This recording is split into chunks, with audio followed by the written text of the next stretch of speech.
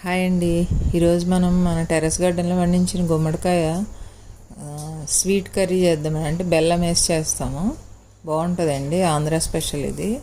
First దీనికి ఒక 4 onions slices సన్నగా కట్ చేసుకోండి, పచ్చిమిర్చి, కరివేపాకు. తర్వాత తాలింపు సామాన్లు శనగపప్పు, మినపప్పు, ఆవాలు, జీలకర్ర, ఎండుమిర్చి, కరివేపాకు. ఇవి కొద్దిగా ఫ్రై అయ్యాక ఈ ఆనియన్స్ వేసి ఫ్రై చేసుకోవాలి.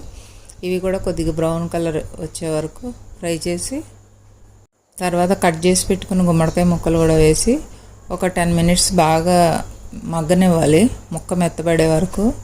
తర్వాత ఒక 2 స్పూన్లు కారం, 3 స్పూన్లు వేయండి కారం, 3 స్పూన్లు కారం.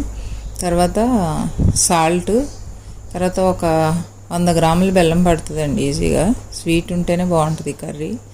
ఇవన్నీ వేసేసి కుక్కర్ ఒక విజిల్ రానిస్తే కర్రీ రెడీ అయిపోతుంది. చాలా టేస్ట్గా ఉంటుంది. స్వీట్